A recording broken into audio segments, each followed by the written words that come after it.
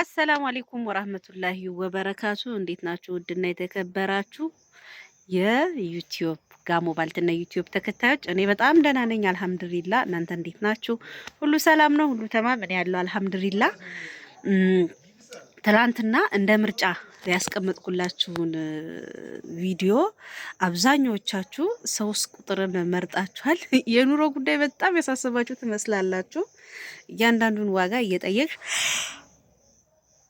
እቃውን እየቀረሽ ቪዲዮ ፖስት አድርጊልን ብላችኋል። ችግር የለውም፣ እየጠየኩ ቪዲዮ እየቀረጹ ፖስት አደርግላችኋለሁ። ግን ከእናንተ የሚጠበቀው ሰብስክራይብ፣ ላይክ አድርጋችሁ የደወል ምልክቷን ተጭናችሁ መጠበቅ ነው። ቪዲዮ ከተመቻችሁም ሼር አድርጉ። እውነት ለመናገር ኢትዮጵያ ላይ በአሁን ሰዓት የቤት እቃ ለመግዛት በጣም አሳሳቢ ደረጃ ላይ ደርሷል።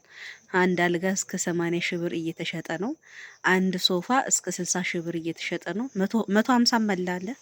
በቃ ዝቅተኛው ኤል የሚባለው ራሱ 70 80 ደርሷል።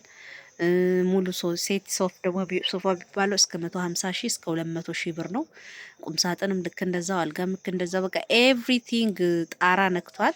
እኔ ግን በተቻለኝ መጠን በእናንተ አቅም የሚሆነውን ይሄን ብትገዙ ይሄ ለእናንተ አዋጪ ነው የሚለውን ለእናንተ እነግራችኋለሁ።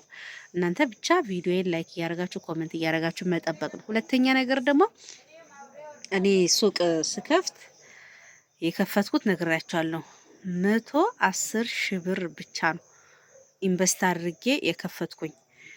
ያንን ኢንቨስት አድርጌ የከፈትኩት ሱቅ አሁን ላይ ካፒታሉ አይ ቲንክ ወደ 700 ሺህ ብር ይጠጋል። ይሄን ስላችሁ ምን ለማለት ፈልጌ ነው? እኔ ስከፍት በ110 ሺህ ብር መጀመር ችያለሁ። ነገር ግን አሁን ላይ አንድ ሰው ሱቅ ልክፈት ቢል በትንሹ 500 ሺህ ብር ያስፈልገዋል። ምንም ሳላጋንን ማለት ነው። 500 ሺህ ብር ከ700 እስከ 500 ሺህ ብር ሱቅ መክፈት ይችላል ማለት ነው። አሁን ላይ ሁሉ ነገር ጥብስ ሆኗል። እኔ በምከፍትበት ሰዓት ሁሉ ነገር እርካሽ ነበረ። ሁሉም ነገር ባልትናውም፣ ለስላሳ መጠጡም፣ ውሃውም፣ ብስኩቱም ኤቭሪቲንግ። አሁን ላይ ብታምኑም ባታምኑም የ10 ብር ብስኩት የለም። ሁሉም ብስኩት 15 ብር ገብቷል። አሁን ላይ ብታምኑም ባታምኑም የ5 ብር ከረሜላ የለም። ሁሉም ከረሜላ 10 እና 15 ብር ገብተዋል። እና የእቃ ዋጋ መጨመር የብሩን አቅም አሳጥቶታል ማለት ነው። ብር አቅም የለውም። አሁን ላይ ምንም ነገር ሊሰራ አይችልም። በፊት እኔ በነበርኩ ሰዓትም በፊት ያለፉት የአሁን ብር ምንም አይሰራም ይላሉ። እኔም ደግሞ በነበርኩ ሰዓትና አሁን ካለፍኩ በኋላ የአሁኑ ብር ምንም አይሰራም ማለት ጀምሬያለሁ። ለምን ያኔ 120 ሺህ በቃ 120 ሺህ ብር ያለው ሰው ግጥም አድርጎ ዝንጥ አድርጎ ሱቅ መክፈት ይችላል። አሁን ላይ ግን አይችልም። አሁን ላይ 500 ሺህ እንደው አነሰ ከተባለ 500 ሺህ በዛ ከተባለ እስከ 700 800 ሺህ ብር መክፈት ይችላል። እቃው የዛኑ ያህል ነው ዋጋ የጨመረው ማለት ነው።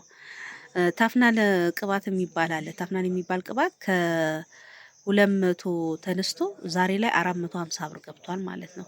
ስለዚህ ሁሉም ዋጋው ላይ ጣራ ወጥቷል። ምን እንደሚደረግ አይታወቅም። እና ይሄ ለሸቀጥ ነው ያውኑ በጀት ብዬ የማስበውን የምነግራችሁ።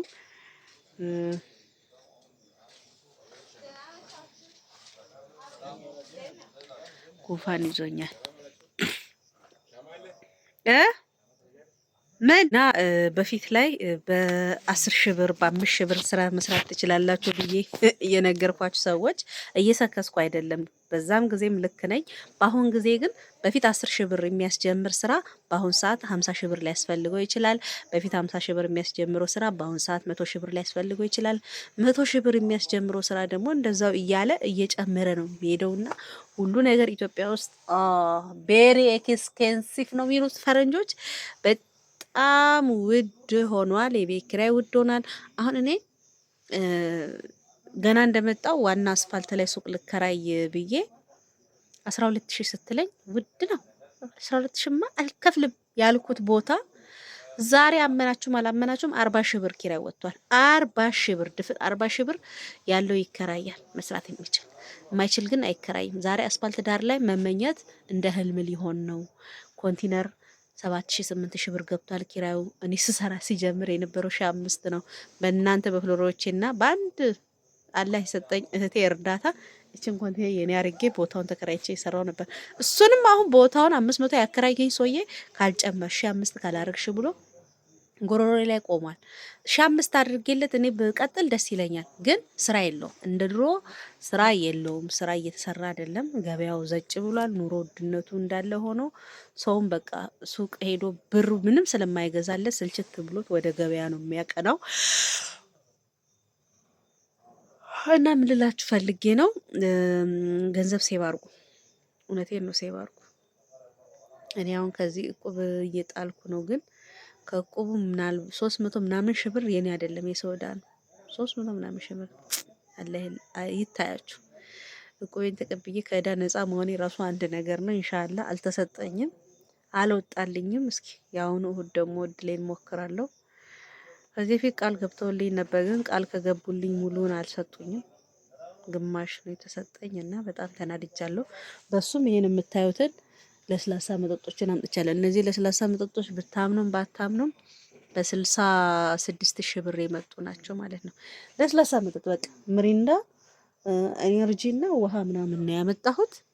60 ምናምን ሺህ ብር ነው የፈጀብኝ። አስባችሁታል? እቺን ለማምጣት 60 ምናምን ሺህ ብር ካወጣው ሙሉ ሱቁን ለመክፈት ምን ያህል ብር እንደሚያስፈልገኝ ኢማጅን ሂሳብ መስራት ትችላላችሁ። ይህ የጋሞ ባልትና ዩቲዩብ ቻናሌ ነው። የዛሬው ጫንትኔ ይሄን ይመስላል።